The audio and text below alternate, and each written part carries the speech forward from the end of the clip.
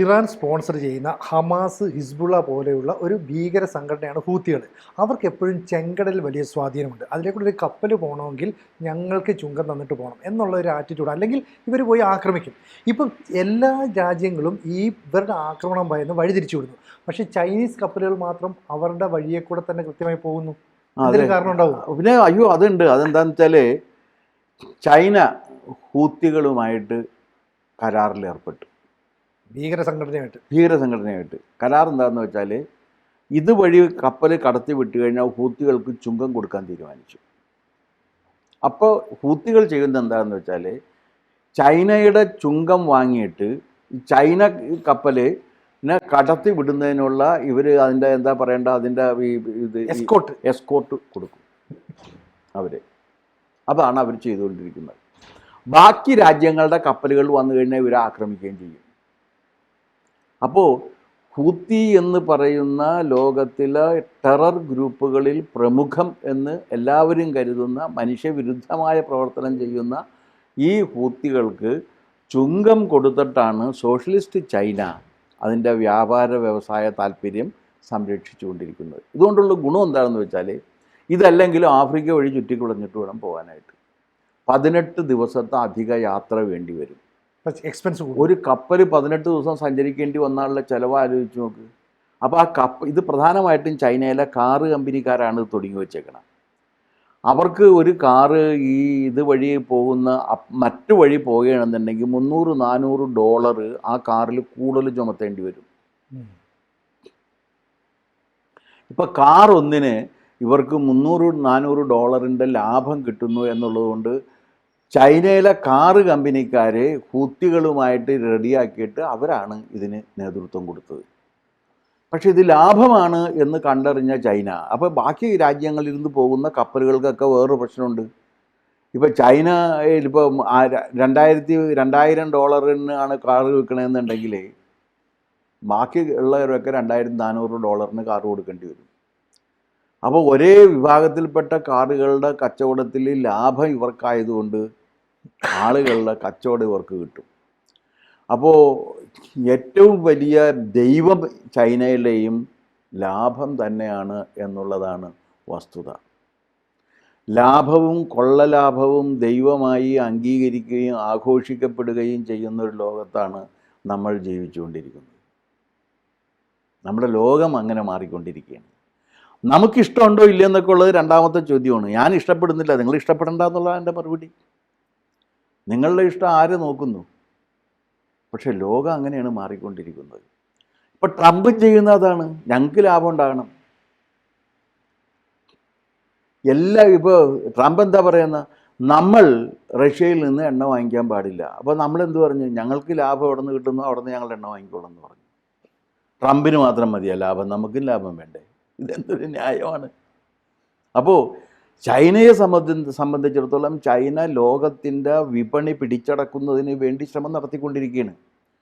ആ ചൈനീസ് ഉൽപ്പന്നങ്ങളുടെ വിപണി മറ്റ് രാജ്യങ്ങളിലേക്ക് എത്തിക്കുന്നതിന് തടസ്സമാണ് ഹൂത്തികൾ ഉണ്ടാക്കിയത്. അപ്പോൾ ഹൂത്തികളുമായിട്ട് യുദ്ധത്തിന് പോയില്ല, അവരുമായിട്ട് ചെയ്തിട്ട് അവർക്ക് എന്ത് കൊടുക്കാൻ തീരുമാനിച്ചു? കൈക്കൂലി കൊടുക്കാൻ തീരുമാനിച്ചു. കാരണം നിയമപരമായിട്ട് നിലനിൽക്കാത്ത ഒരു സംഘത്തിനെ കൊടുക്കുന്നതിന് കൈക്കൂലി, കോഴ എന്നൊക്കെ അല്ലാതെ വേറെ വിശേഷിപ്പിക്കാൻ സാധ്യമല്ല. അപ്പം ചൈന കോഴ കൊടുത്തുകൊണ്ടാണ് ഇത് ചെയ്തുകൊണ്ടിരിക്കുന്നത്. സാർ, അമേരിക്കൻ കപ്പലുകളെ വരെ ഹൂത്തികൾ ആക്രമിച്ച സംഭവം ഉണ്ട്. അപ്പോൾ അവരുടെ വ്യാപാരത്തിന് അത് വലിയ തടസ്സമായപ്പോൾ ഡൊണാൾഡ് ട്രംപ് നേരിട്ട് ഈ ഹൂത്തികളുടെ തലവനുമായിട്ട് ചർച്ച നടത്തി. എന്നിട്ട് ഞങ്ങളുടെ കപ്പലുകളെ ആക്രമിക്കരുതെന്നൊക്കെ പറഞ്ഞൊരു ഉടമ്പടിയുണ്ട്. അതിന് പൈസയൊന്നും കൊടുത്തില്ല. പക്ഷെ പിന്നീട് അതൊക്കെ മാറി പറഞ്ഞു.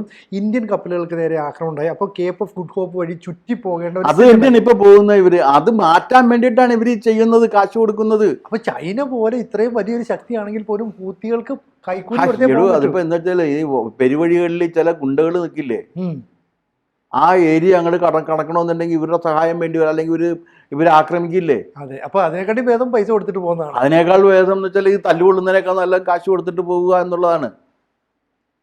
അപ്പോൾ ശരിക്കും പറഞ്ഞാൽ ചൈന ഹൂത്തികളുമായിട്ടൊരു ടൈപ്പ് ഉണ്ടായ ലോകം തന്നെ ഞെട്ടില്ലേ? ലോകത്തിനൊരു ഞെട്ടലും ഉണ്ടായിരുന്നില്ല എന്നുള്ളതാണ്.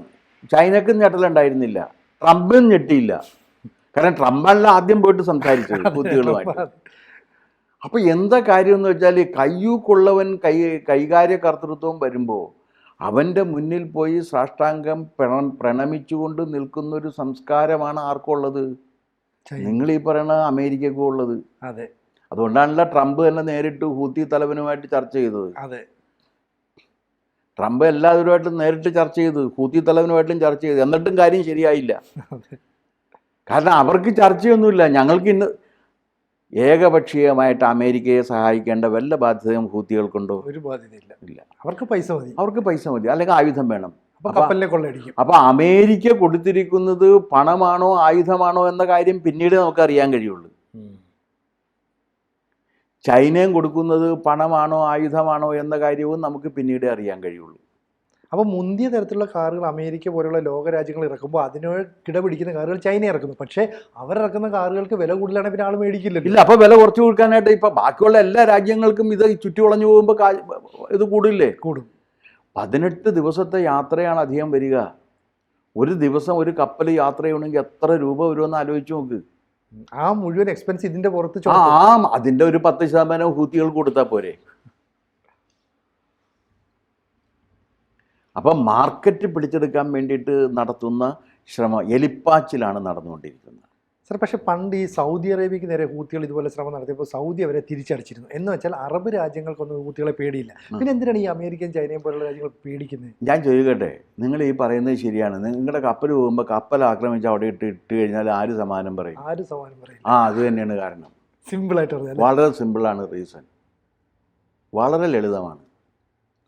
ഇല്ലേ, ഇത് ഈ മറ്റേ സ്റ്റാലിന് ശേഷം ക്രൂഷ്ചേവ് വന്നിട്ട് ഡീസ്റ്റാലിനൈസേഷൻ ലൈൻ അവതരിപ്പിക്കുകയാണ് PBയിൽ.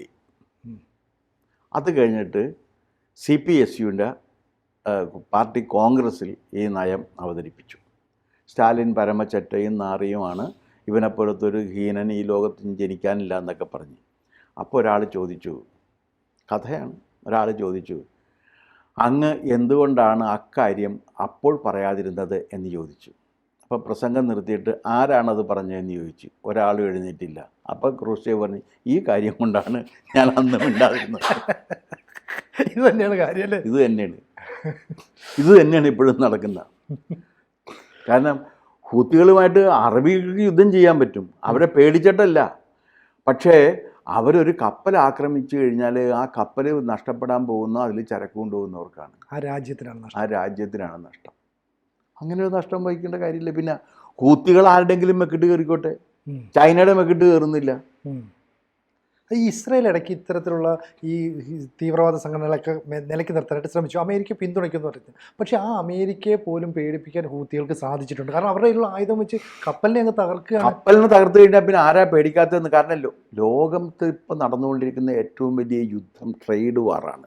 അതെ, വ്യാപാര യുദ്ധമാണ് ഇപ്പോൾ നടന്നുകൊണ്ടിരിക്കുന്നത്. യുദ്ധത്തിൻ്റെ രീതി മാറിയാണ്. ഇപ്പം ആയുധം എടുത്ത് അമ്പും വില്ലും ആയുധവും എടുത്തിട്ട് പരസ്പരം ഇങ്ങനെ വെട്ടിമുറിക്കുന്ന സമ്പ്രദായം ഇപ്പോൾ ഇല്ലല്ലോ. കാലം മാറി. ആ കാലം മാറി.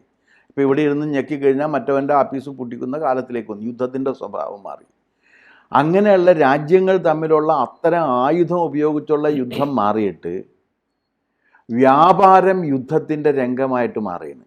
ഇപ്പോൾ നടത്തിക്കൊണ്ടിരിക്കുന്ന വ്യാപാര യുദ്ധമാണ്. അതിലെല്ലാവരും ഉണ്ട്, എല്ലാ രാജ്യങ്ങളും ഉണ്ട് വ്യാപാര യുദ്ധത്തിൽ.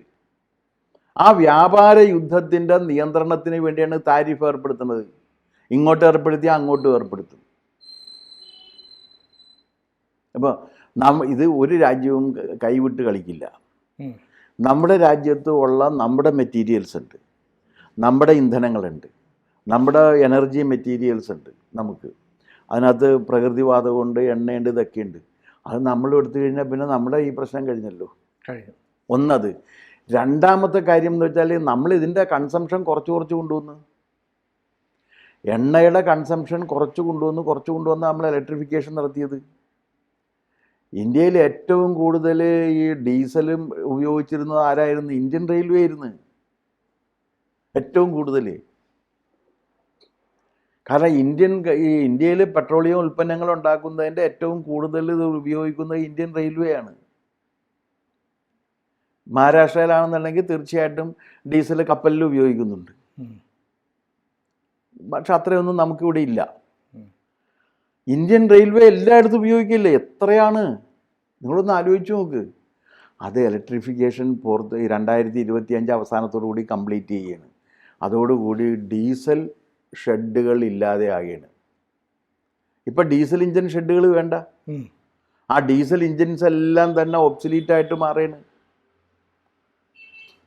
അപ്പം നമ്മൾ നമ്മുടേതായ രീതിയിൽ ഈ വ്യാപാര യുദ്ധത്തിൽ നമ്മുടെ താല്പര്യങ്ങൾ സംരക്ഷിക്കുന്നതിന് വേണ്ടി ചെറുത്തുനിൽപ്പ് നടക്കും. അത് നടത്താൻ നമ്മൾ ബാധ്യസ്ഥരാണ്. അങ്ങനെ നടത്തുന്ന സമയത്ത് അത് ചൈനയ്ക്കെതിരാകരുതെന്ന് പറയുന്നൊരു കമ്മ്യൂണിസ്റ്റുകാരാണ്. പാകിസ്ഥാനും ചൈനയ്ക്കും എതിരാകരുതെന്ന് പറയുന്നുണ്ടെങ്കിൽ അത് രാഹുൽ ഗാന്ധിയുമായിരിക്കും. അതാണ് അതിൻ്റെ വ്യത്യാസം. കൂടുതൽ വാർത്തകളും വിശേഷങ്ങളും നിങ്ങളിലേക്ക് എത്താൻ ABC മലയാളം സബ്സ്ക്രൈബ് ചെയ്യുക, ബെൽബട്ടനും അമർത്തുക.